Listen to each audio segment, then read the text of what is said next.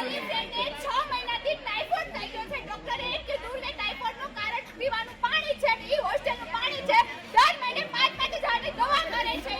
આ પાણીનું કારણ છે. આમાં અમે કેમ રહીએ? અમે લોકો 11 વાગે હોસ્પિટલથી આવેલા. હું ને મારી આ ફ્રેન્ડ તો પાયલભાઈએ એવું કીધેલું કે 100 રૂપિયા આપીને ફાઇલ બનાવડાવેલી છે. મારા હાથમાં નિપ્પલ હોવા છતાં એણે એવું કીધેલું છે. તો શું બધા ખોટા જ હોય છે? આ દ્રશ્યો અને આવાજ એ જાગેલી યુવા પેઢીના છે. વિદ્યાર્થીઓ હવે જાગી ગયા છે અને જાગૃત વિદ્યાર્થીઓ જ્યારે અવાજ ઉઠાવે છે ત્યારે બધાને દોડતા કરી દે છે. એનું પણ આ ઉદાહરણ છે.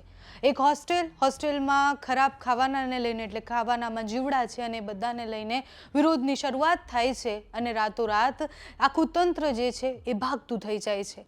ભાવનગરની સમરસ છાત્રાલયની હું વાત કરી રહી છું. ત્યાંના વિદ્યાર્થીઓએ ભોજનમાં કથિત રીતના કીડા મકોડા, સિગરેટ, પ્લાસ્ટિક જેવી વસ્તુ નીકળવાના આક્ષેપો કર્યા.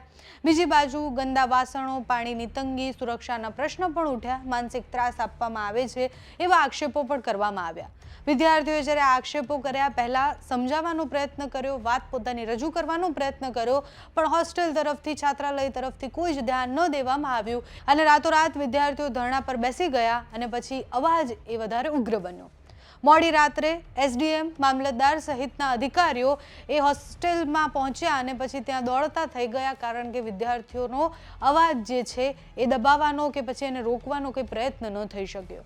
અધિકારીઓએ કિચનનું ચેકિંગ કર્યું, વિદ્યાર્થીઓની સમસ્યાઓ સાંભળી. વિદ્યાર્થીઓના આ વિરોધ એ માત્ર ભોજનની ગુણવત્તાનો વિરોધ નહીં, પરંતુ પોતાના હક, સન્માન અને સુરક્ષા માટે યુવાનોનો ઉઠેલો એ અવાજ હતો.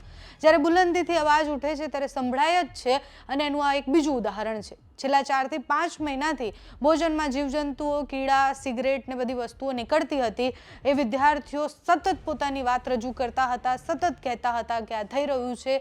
અનેક જગ્યાએ ફરિયાદો કરી પણ કોઈએ ન સાંભળ્યું. હોસ્ટેલના પાણીમાં લીલ જામી જવાથી લઈને વિદ્યાર્થીઓના આરોગ્ય સામેના પ્રશ્ન હતા. મેઇન વોર્ડન અને વિદ્યાર્થીઓમાં લગભગ ભોજન જે છે એની ચર્ચાઓ ચારે બાજુ થઈ રહી હતી. એના પછી શું થયું? એના પછી ગઈકાલે રાત્રે પાણી જે છે એ માથા પરથી ઉપર જતું રહ્યું અને વિદ્યાર્થીઓને એવું લાગ્યું કે હવે અમે જો હોબાળો નહીં કરીએ, અમે હવે જો સવાલ નહીં કરીએ તો અમને આ જ મળશે. એબીવીપીના આગેવાનો અને વિદ્યાર્થીઓએ નાયબ નિયામકને રજૂઆત કરી. મોડી રાત્રે હોબાળા બાદ એસડીએમ અક્ષર વ્યાસ ત્યાં પહોંચી ગયા. અધિકારીઓ સ્થળ પર પહોંચ્યા. એના પછી અધિકારીઓએ વિદ્યાર્થીઓના પ્રશ્નો સાંભળ્યા. તંત્ર પોતાના સ્તરે જે થઈ શકતું હતું એ બધું જ કરી, એમના સેમ્પલને બધું જ લીધું અને પછી ખાતરી આપી કે જલ્દી જ આના ઉપર કાર્યવાહી થશે. પાણી ભરવા માટે મારે આટલા માટે જવાનું. એમાં મારી કલાકે તો એક બોટલ માઇન ભરાય.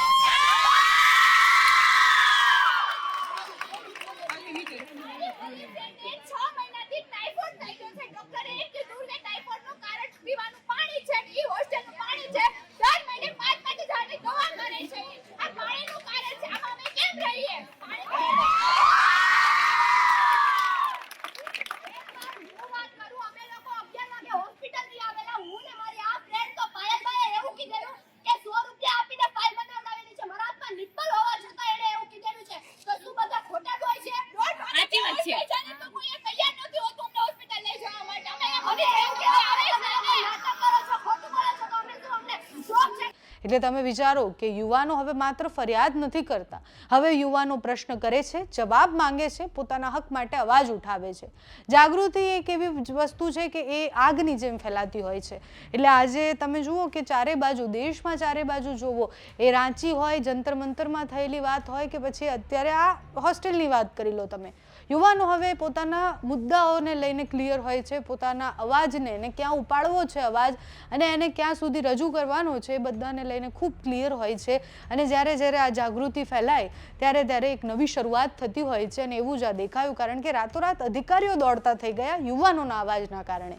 ભાવનગરની આ સમરસ છાત્રાલય કદાચ એક બદલાતા સમયનું એક નાનકડું ઉદાહરણ છે, પરંતુ એ ઉદાહરણ આગળ જતા બીજા ગુજરાતના અનેક વિદ્યાર્થીઓને એ ઉદાહરણ પૂરું પાડશે કે જો આપણી સાથે કંઈ ખોટું થાય છે તો આપણે અવાજ ઉઠાવવાનો છે, જવાબ માંગવાનો છે, કારણ કે આપણો અધિકાર છે.